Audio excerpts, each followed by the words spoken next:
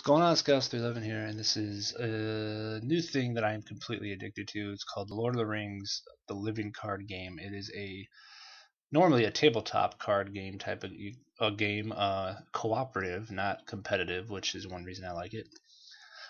Where you basically have to go through quests, and with the characters that you choose, your heroes, and then the allies and everything else that you put in your card deck, and you try to get through the quests, and basically that's it. You have the core set that you get when you buy the game originally has 3 scenarios in it, and or quests, and then they release. The reason it's called a living card game is that they periodically, well, quite often since it came out, release expansions. They have smaller expansions that give you 1 new quest plus some new cards for your guy and a new hero. And then they have some larger expansions that change it up a little bit more with a lot more variety that have maybe another 3 quests in them. And they've released quite a bit of stuff so far. But the game is insanely addictive. The thing about it that I really like is you can play it solo or with a group of people. You can play it with 4 people, but with 1 set you can play with 2. So my wife and I have played a couple games, and you can play it solo as well. Like I said, work on different decks and just try to work through this stuff. Some of the quests are difficult solo, so you can actually try to play with 2 decks at once by yourself if you want to, and that's what I'm going to do here. This is going to be the first scenario in the game, and we'll start there. And this is actually real quick. There's a couple programs I found online where you can play the game. One was called Octagon, OCTGN, which is a really nicely done program. The problem with the one that I found there was you can play a dual deck, like 2 decks by yourself, but it's quite different. You have to kind of open up 2 versions of the program, and been very difficult to record myself doing 2 decks. So I was looking around a little bit more, and I found this one. This is called LackeyCCG, which is another program that is used for these kind of card games, Magic or whatever. And this one is actually built where you can have 2 people here, and you can actually bring in and play 2 decks at once. Pretty simple. So this first video I'm gonna show you how you can load up the game with this thing, and then probably play maybe the first turn, and then every video after I'll maybe do 1 to 2 turns, because it takes a while to play, and I don't want to make one long video. I'd rather have a few short ones, and you can check out how it's going step by step and everything like that. And I'll explain pretty much how the game works as we go. So first, what you want to do here is there's a deck editor in this program, and with this you can create your own decks. You can go to new deck and come here, and there's tons of different filters you can use to sort cards from the game. Seems to me that they have pretty much every card in here, but I really have only played the core set myself. Even though I have a few expansions, I haven't really used them yet here at my house. So I'm not really familiar with those. So what I'm going to do is play through this stuff as though, like, I'm only going to play through the core set scenarios with core set cards. I'm not going to bring in things from later that wouldn't have been out at the time that this was released. So I'm going to try to play through it the way you would have, say, if you got everything in order. So what we're going to do, so here you can build, here's all the cards from the core set actually. We can delete this, and the core set here has about 200 and something cards in it, I believe. Maybe more. I don't know. It's got quite a few. Yeah, well, there's 128 cards here. So maybe they've just 128 cards in the core set, but there's multiple copies of cards, so it would have actually quite a few more than that. I think it goes up into the 200s. There's the sets that you play against, and then there's the hero, then there's the good cards for your own guys. So through this interface you can build your decks, and I've built 2 decks.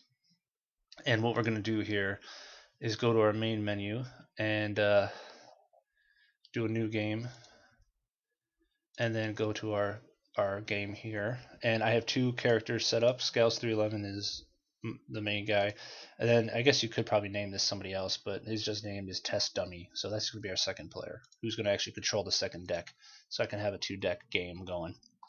So we right click our character. I made decks, so I have a tactics spirit deck and a leadership lore deck. There's 4 spheres in this game, 4 different types of decks you can have, and you can combine them into two sphere decks. You can have 3 of them in one deck. You can have just one. Have one solo type of deck with one type of character or one type of sphere. I'm going to do double ones. So our tactics, spirit, and leader core. We'll do leader core here with Scowls. And I have 40 card decks in the actual game. If you want to do like the tournament edition, the tournament game they call it, you should have 50 card decks. But just for this first one, I built a 40 card deck, and that's what I'm going to use. So we have 3 heroes and 40 decks, 40 cards. You can see this stuff here. We can click here to go through our stuff. So our heroes on this one, we have Legolas, or I'm sorry, Aragorn. We have Theodred, and we have Denethor. If you know anything about the Lord of the Rings lore or movies or books, you'll know who these people are. Pretty much everybody knows who Aragorn is anyway, I think. And then we got Theodred here, who is the King of Rohan's son in the, and then we also have Denethor, who is the Steward of Gondor. He was in the Return to the King movies at the end. Well, he was in most of the movie, I guess. He was kind of the dude that went crazy. Theodred was barely in the Two Towers. He was the king's son who they brought in, and he was already pretty much dying when you first see him. And then Aragorn, of course, everybody knows who he is. So we're going to use this deck here, and then for our second player, we're going to bring in the Tactics Spirit deck that I made.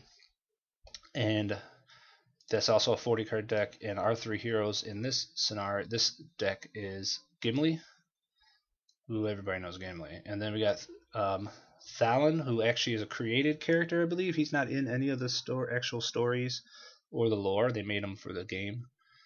And then we have Eowyn, who is a pretty famous Lord of the Rings character as well. So she's in here too. So those are the heroes we're going to use for the 2 decks. And then we also have the decks themselves here. So go back to Scowls. We take 6 cards to start the game. So we can come down here and we can draw 6 on this bottom part.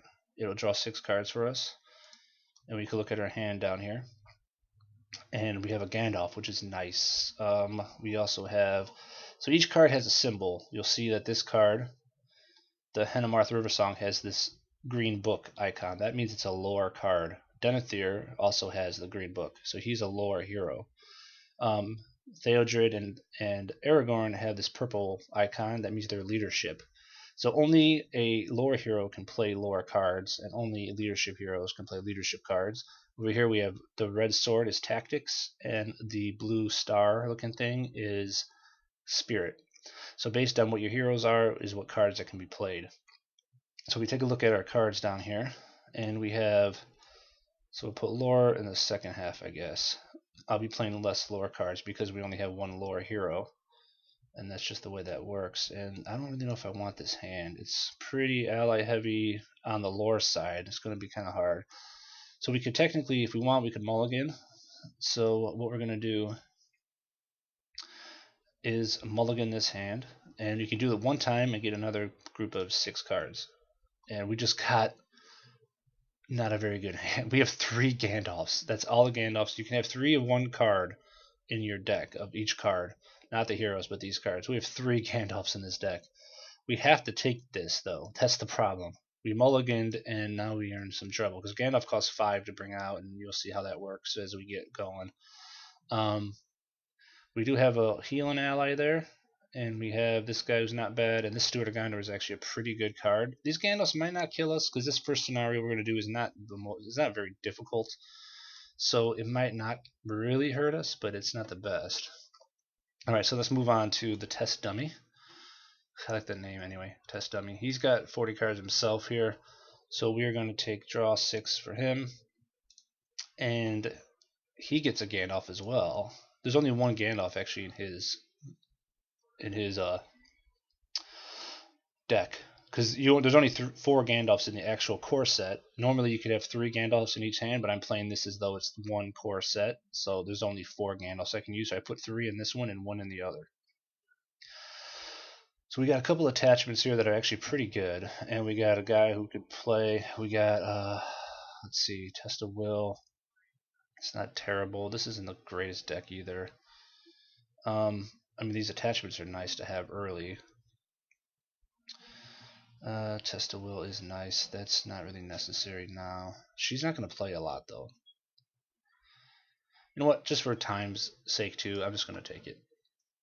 Probably could maybe get a little bit better, but it's not, you know, the worst thing ever. So we'll keep it. Alright, so those are our cards for each character. I'll explain how all it works as we go on for those who don't know how it works.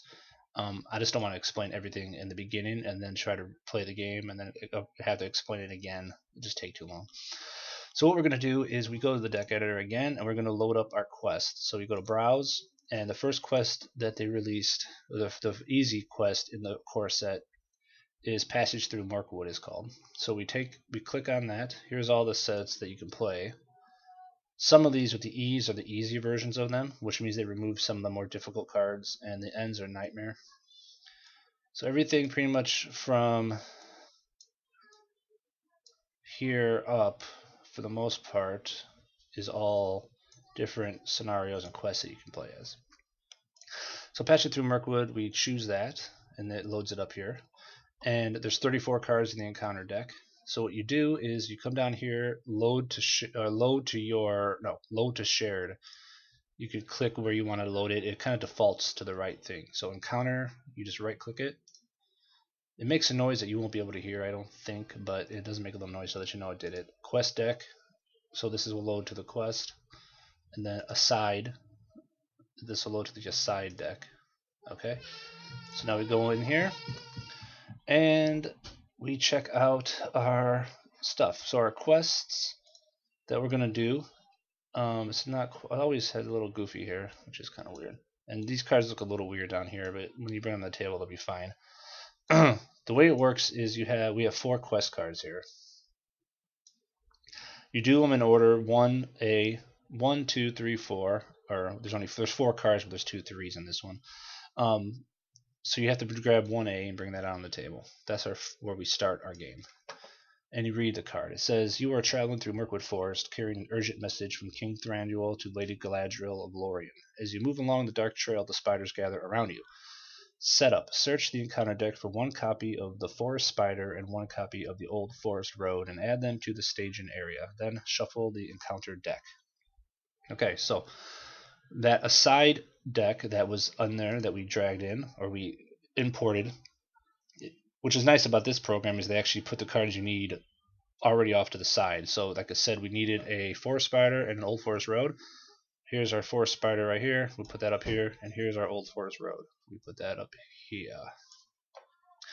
So these cards are already in place. This is called the staging area. This is where all the cards from the encounter deck come into play, and then you decide what you want to do with them once they're up here.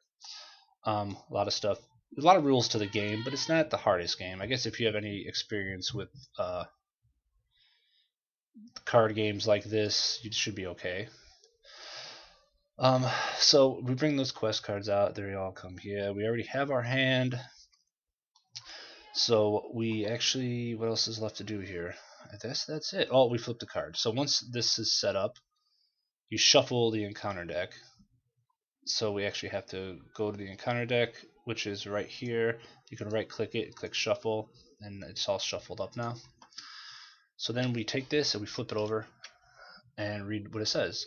The nastiest things they saw were the cobwebs, dark dense cobwebs with threads extraordinarily thick, often stretched from tree to tree or tangled in the lower branches on either side of them. They were none stretched across the path, but whether because some magic kept it clear or for what other reason they could not guess.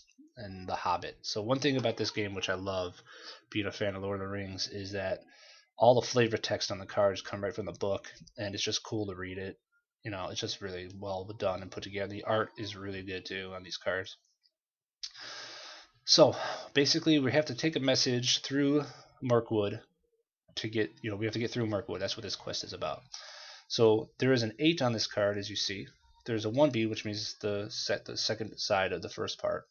This 8, we have to get 8 progress tokens on this card and move on to the next part of the quest. And I'll explain how that works as we go. But that's what matters right here is this 8. So we have these 2 guys. We have our guys. I think we're ready to start officially. Okay, so what you do is you have all these phases. You have resource, planning, quest, travel, encounter, combat, and refresh. You basically just go in order, and there's certain things you have to do each phase. and then once you get done with the phase, you go to the next turn, and basically you do it all over again until you get through the quest or you die. You die by losing either all your heroes or having your threat go up to 50, and I'm glad I said that because I didn't do that. So threat is this top number here by Aragorn, this 12. You add all their characters' threat for this deck, so that's 28 for this deck. You put it in here. We could set it to 0 and just type in what we want. So 28. Done. And then for dummies deck, we got 29 for those characters. Once your threat goes up, threat plays a lot in this game. There's two things that really matter. Once your threat goes up to 50, you lose. That hand, that player, loses instantly. That's all that matters. 50, you're done. So obviously you don't want that to happen. Your threat will go up after every whole turn. After all this is done and you refresh to start again, you go up one threat. So through time it'll go up. And there's also cards that you can get that'll make it go up as you play. There's also cards that you get that you can make it go down with as you play. So you want to manage your threat. The other thing about threat is every creature that comes out up here on the staging area has a number up here. This is 25. When the encounter phase shows up, if the number of any of the enemies up here is lower than your threat, which this is 25, we have higher threat, both of our guys have higher threat, then this guy will automatically come down and attack somebody when you get to that phase of the game. So another good reason to keep your threat low is some of the really tougher enemies have a high encounter value up here. So say it's 40 or something. If you keep your threat down, then you get to dictate more so when he comes after you. If you happen to have a high threat and he has a lower one, he's going to come after you right away. So you want to keep your threat low for that reason as well. I apologize if you hear my daughter in the background, but she's running around and playing. So anyway, we have the threat taken care of now, so we're ready to go. So let's go with our resource phase. So what you do is you add one resource token to each character. So in this game, in this computer program, you can highlight everybody and click resource +1, and that brings a resource to everybody. You can also use keyboard shortcuts. Q adds a resource and do it that way. So everybody gets a resource, and then everybody draws a card in the resource phase. So we could look at our hand, and then you just click draw. Adds a card here for Aragorn's hand, and this is for Gondor. It's an event card for the leadership, the purple. So I like to sort my cards out in order, in a certain order, so I know where to look for stuff, because I'm just OCD that way. And then we can look at the test dummy's hand, and they draw a card as well, and they get a Blade of Gondolin, which is a good attachment, and we are all about attachments over here with this deck. We have a blade, we have a dwarven axe, and we have a citadel plate, and we have one ally. So the resource phase is done. Everybody gets one token of a resource when that phase comes in, and then everybody draws a card. And there's other things you can do to make you get resources faster. There's a whole bunch of stuff. You can draw cards, more cards throughout the game. Now you go to the planning phase, and the planning phase is when you get to play the cards. Now, each card has a value up on top here. Say this veteran axe hand, this 2 up on the top left. That's how much it costs to play him. Gandalf is probably the best card in this set. He gets 5, so it costs a lot to play Gandalf.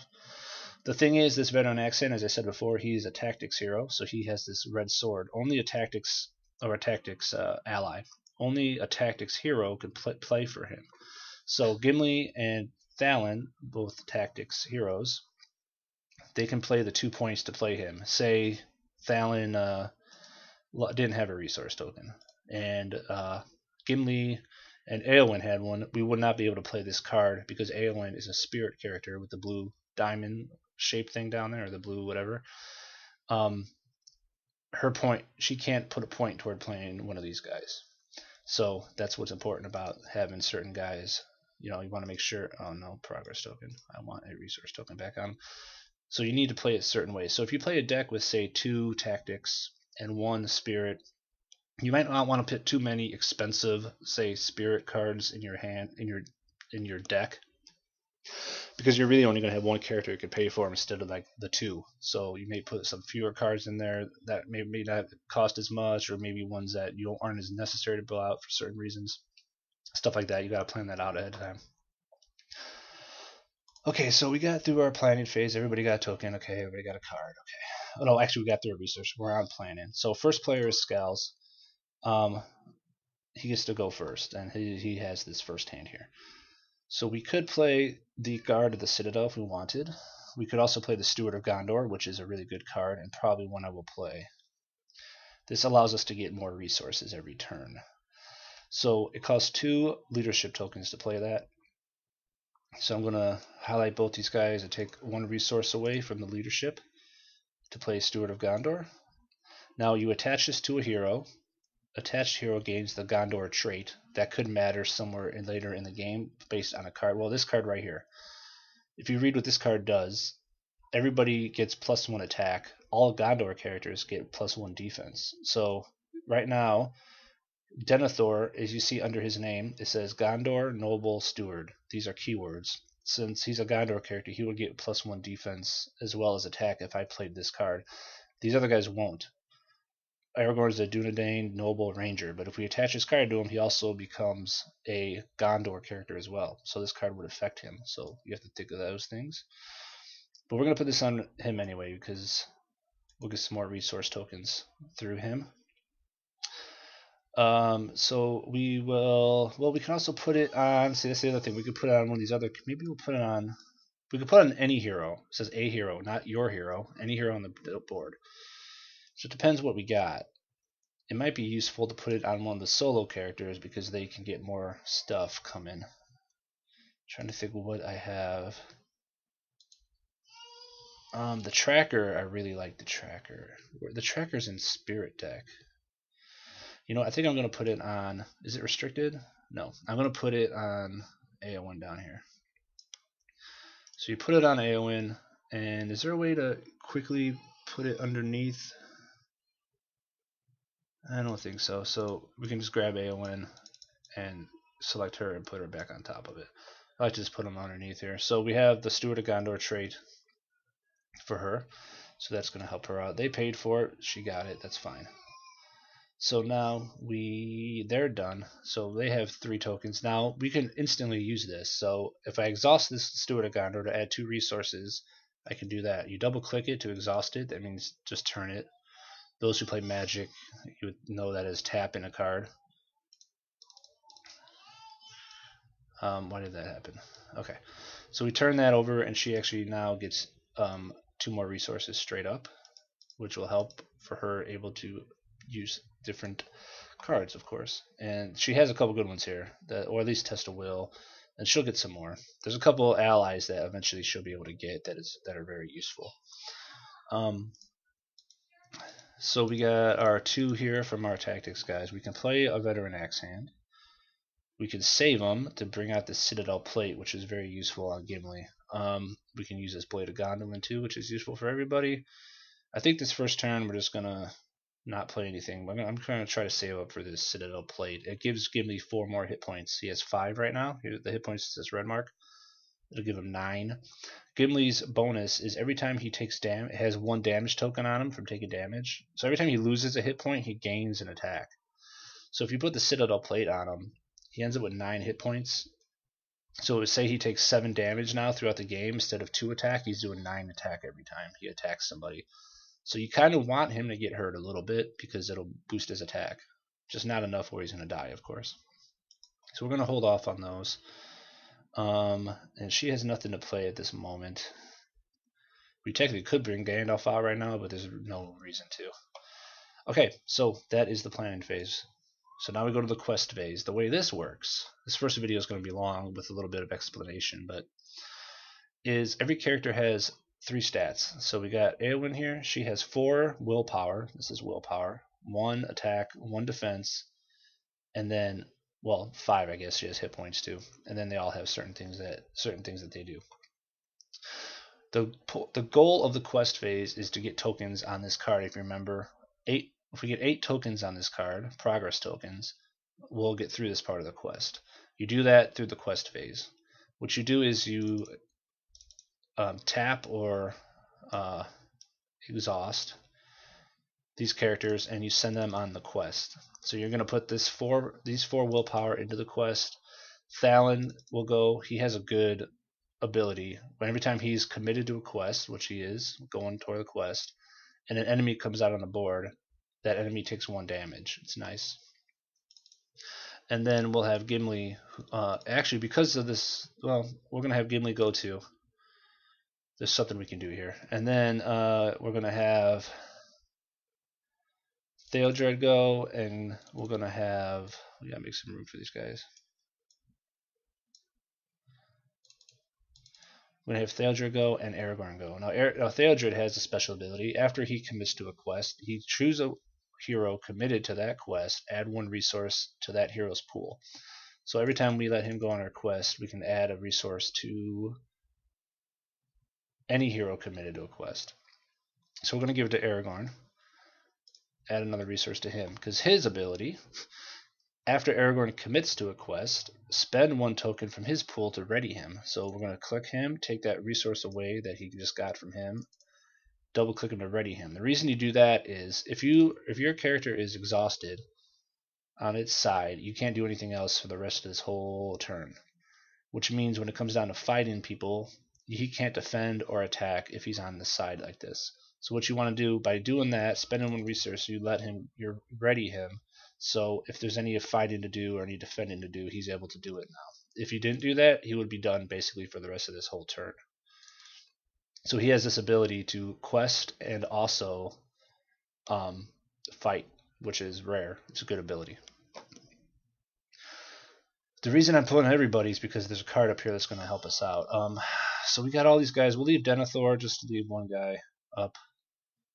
Denethor is our best defender, pretty much. So he's going to take a brunt of the attacks. He doesn't have as many hit points, only 3, but he has 3 defense.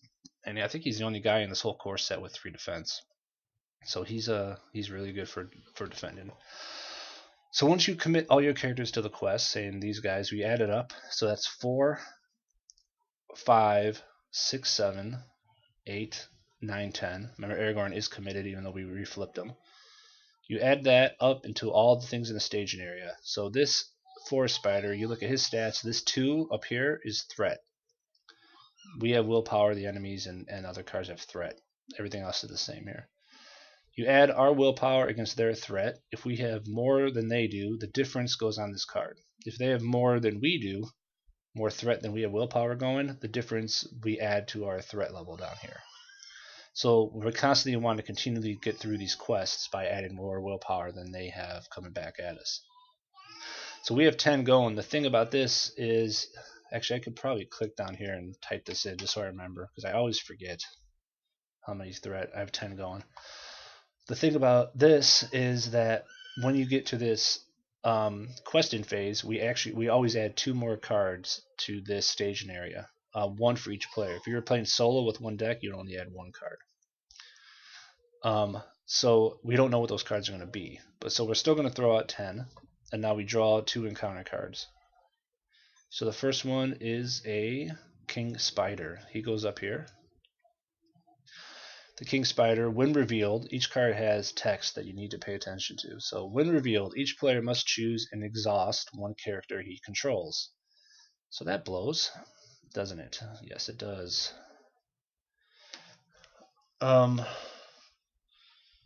We could cancel that with this card here. Cancel the when revealed effects of a card that was just revealed, but we're not going to do that. We'll just let that happen. Each choose and exhaust 1 character he controls. We'll exhaust Denethor for now. We'll be bringing him back in a second, I think. And then we get 1 more encounter card, and it is the Forest Gate, which is a location. The same thing that this Old Forest Road is, and I'll explain locations a little bit more in a second. But the point of this is they add threat. So now we have 10 going in, if you remember. We have 2, 4, 5, 7 threat to our 10. So we have 3 willpower going ahead. So we get to add 3 to this location. So we add 3 progress tokens up here as a reminder. So now we only need 5 more to get past this first part of the quest. So after that happens, we move to the travel phase. And for some reason it says encounter. I don't know if you can hear the game. It just she speaks the words that are here when I click them. I just click these to help remind myself of where I'm at. Okay, so what you do with the travel phase is you can choose any location up here and travel to it. What that means is that you bring it off of this staging area. So next turn, when we add all our willpower up for our quest, that one of these cards won't be here anymore. Same thing happens with the enemies if they attack you. They come off of the staging area. So these cards have specific things. When you do it, Forest Gate, say, after you travel to it, the first player may draw 2 cards, which is useful. And Old Forest Road, the reason why I flipped pretty much everybody here is it says after you travel to Old Forest Road, the first player may choose and ready 1 character he controls. So I flipped more people than I normally probably would have because I know I was able to unflip 1 to ready one of them after I travel here. So you take the card that you travel to, you throw it over here by the deck somewhere. So you know that this is here. Actually, I think you're really supposed to put it underneath it. But the way this travel thing works now, the way the quest works and travel, is that next turn when we get progress tokens to put on the quest, if there is a location here that we travel to, we have to actually get through this first. It acts as a buffer to our quest. So say we get 4 tokens next turn. We look at this forest road, and it takes 3 tokens here to get through it. So once we get 3 tokens on the road, it goes into the discard pile. So if we get 4, say for example, we would put 3 on here, discard it, and the 1 additional token would go on our quest then. So it kind of just slows us down a little bit. It's like we have to go to this area and scout it out, this location, because we, before we continue with our quest. It's like, little side bump in the road, I guess, is how that works. But the good thing is by moving it over here, we lose this 1 threat for next turn. So that's why you still want to travel to places, even though it kind of slows this down, it still doesn't really slow it down as much as you think, because you're still, if you don't travel, eventually this is all going to just pile up with location cards, and eventually you're just going to have so much threat that you're not going to be able to put enough willpower in, and you're going to start getting negatives and getting more threat here, and it just, everything kind of downslides from there. Okay, so that was our travel phase. Our next thing is encounter. Actually, because I moved him, I could ready a character, so I'm going to ready Denethor. That was the ability for traveling to this place. So now we go to the encounter phase. Now the encounter phase is when the enemies up here in the staging area can attack. The way this works is the first player, who right now is Scales 311 here, the first player can choose if he wants to fight somebody up here. If he does, you can pull 1 creature down. If he passes, say, then Test Dummy over here gets a chance to pull somebody down. If he passes, then you actually look at their numbers. The Forest Spider is a 25, the King Spider is a 20. So you look and you say, okay, are these lower than the threats? They're actually both lower, so both of these guys are going to come anyway. You take the lowest threat or the highest threat? I think you take the highest threat first. You know what? Now I'm not sure on that, because I usually play a single player, 1 deck. We're just going to take the highest threat for this game. It may be the lowest, but I think it's the highest. You take the highest numbered one that can attack, say, the first player of 28, and he would come down and attack him, and then the next one would go and attack him automatically.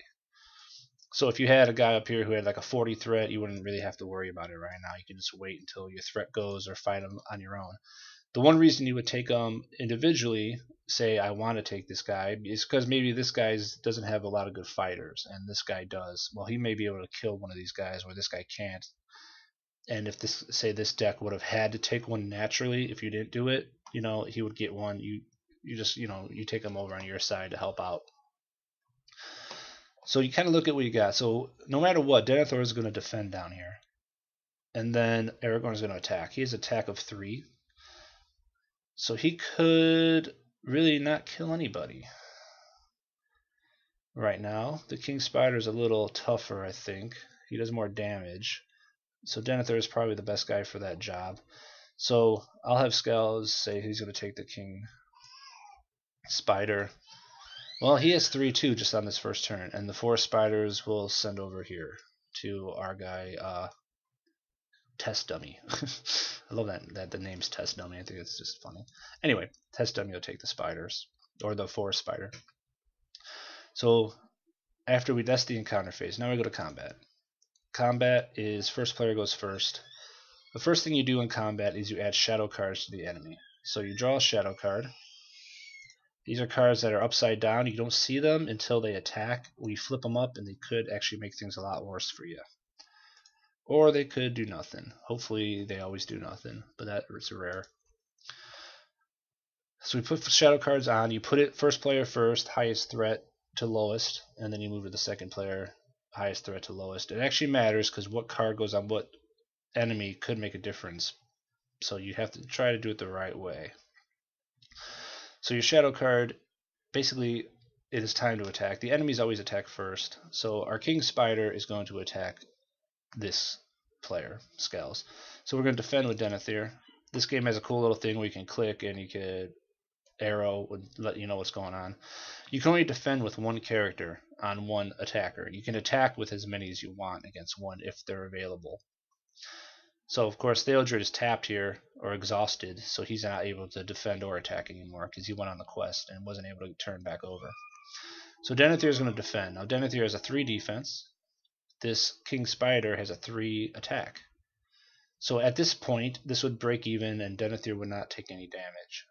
But if this shadow card is something where it raises his attack or something like that, then it could now cause some problems for us. So we're going to flip this shadow card over, and it is Mountains of Mirkwood, which is not a card that hurts us. The cards that hurt us, if we look at this King Spider, any card that has this line with a skull on it and it says shadow underneath it, if it's a shadow card like this, you don't pay attention to the top anymore, you just read this. So say this King Spider was the shadow card. It would say defending player must choose and exhaust one character he controls. That would suck. We would have to exhaust Aragorn, say, if that was the way it worked. And now we wouldn't have anybody to attack this guy. So that would suck. So that's how a shadow card could be bad for you. But since this doesn't you have the shadow word on it, all this does is get discarded. And it's just like nothing happened. So this guy's attacking for 3. He's defending for 3. It's a block, basically, and Denethor takes no damage. Now we go with Aragorn to attack. He attacks for 3 himself.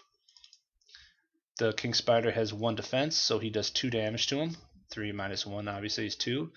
So we put 2 damage tokens on the Spider, and he actually has 3 hit points, so he is still alive, and he will be here for next turn, and we have to deal with him next turn as well. So now we go over here to our boy Test Dummy. Now this Forest Spider is special though, because if you read his card, it says forced, which means anything after the word forced you have to do when it applies. After Forest Spider engages a player, engaging a player is when you come from this up here, why can't I think of the word now? Whatever the hell is this called? Staging area, sorry. When you come from here and go down the first time to attack a player. That's what engaging is. So after he engages a player, it gets 1 attack until the end of the round, plus 1. So the first time this guy comes down to attack you, he actually hits for 3 damage. Every time after that, he'll only hit for 2. So he's tough the first time. The problem we have over here is we have nobody to defend. So what we have to do is do an take an undefended attack. What that means is when we can defend with somebody like Denethor, we were able to use his defense stat to lower the attack. When it's an undefended attack, you have to put all the attack of that character onto one hero. So this guy has 3 attack. If we undefended and put it on Eowyn, she would be dead right off the bat. If we put it on Thalon, he'd have 1 hit point left. If we put it on Gimli, he'd have 2 hit points left. The reason I did this is because Gimli becomes stronger every time with every damage he has. So he hits for 2, but if he takes the 3 damage, he'll actually only have 2 hit points left, but he'll actually hit for 5 from now on. So it actually will help him out. And next turn, I'm going to throw this mail on him and give him 4 more hit points. So he won't actually, he'll have more health left, so he'll be okay.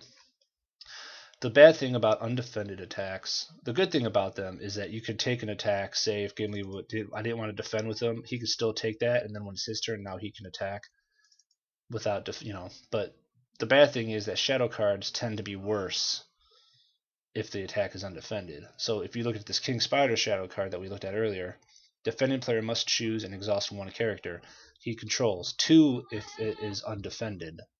So it's always worse for an undefended attack. So you kind of take a chance that the shadow card is not going to be that bad and hope it doesn't kill you. So I'll flip this shadow card over.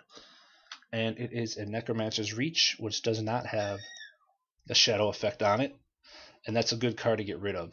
A lot of things about the shadow cards, too, is that now that this card was played as a shadow card, its normal thing does not work, which is deal 1 damage to every exhausted character, which would have dealt damage. Say this would have came off the deck when we were doing our staging up here. Every single character would have took 1 damage. That would suck. But now that we used it as a shadow card, or got used as a shadow card, that's not going to happen. So we just discard it. There's 3 of those cards in the deck, and that's a bad card, those Necromancer's Reach. They could hurt you. So that's one of the cards you want to make sure you know, that there's still some in there. You might want to be careful. Say you have a character that only has 1 hit point left, you might not want to quest with them, because if that card comes out, it'll just kill them right away, one of your heroes, and that would really suck. So basically this guy's doing 3 damage to Gimli, which, as I said, puts him down to 2 health, but it also gives him 3 more attack. So it's not a bad trade-off in the end. Alright, so that is the combat phase. We are able to attack now, but we actually don't have anybody else to attack with. So we move back to the refresh phase. And what that does is it allows us to exhaust all our, or ready all our characters that we can. Sometimes you might get an ability that will allow you to refresh your characters. So depending on the cards that are out. And we add 1 to our threat level for each character after every whole turn. So Scowls is up to 30 or 29, and Dummy's up to 30. So that's all right, I guess. That's the point of the game where, even if you take too long, your threat's going to catch up to you. Remember, if you hit 50 threat over here, you lose. Straight up. Okay, so we refreshed our guys, and we added to our threat. So then we go to the next turn. That's the turn end. And if you just click this arrow, you get to go to the next turn. This arrow lets you know whose turn it is, so you can keep track of it. And it also keeps track here. And the reason why you want to know how many turns you have is that at the end of the game, there's a way to score your game to see how well you did. And being that it's a cooperative or single player game, it's kind of cool because you can see, okay, this is how many points I have this game. Lower the better is how the points go in the end. Say I have 125 points this game. Well, maybe I'll switch my deck up a little bit. I'll see what I can do. I'll replay this one again.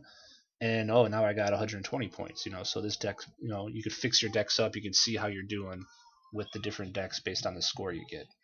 A lot of it is luck, though. You never really know. You could get a lot of bad cards coming out at once, and then you could play it again, and it could be pretty timid, just based on the scenario you play. Some scenarios are definitely more difficult than others, though. Okay, so anyway, that's the first turn, and a lot of explanation, and it took a while, I'm sure, but I'm trying, at least for now on, we're going to try to get through this a little faster. Try to do maybe 2 turns of video, something like that, and just try to pace it. I like to make 10 minute to 13-minute videos. I don't want to make one long, like a 2-hour video or something. We'll split it up a little bit. But as I said, this game is insanely addictive to me right now, and I've been having a really lot of fun playing it and trying to figure out decks and strategies and stuff like that. So I appreciate you guys watching, if you did, or at least appreciate you hanging out for the whole video. And I'll be getting more out here of our next turn, and we'll see how we do. So thanks a lot, guys, and I'll talk to you later. See you.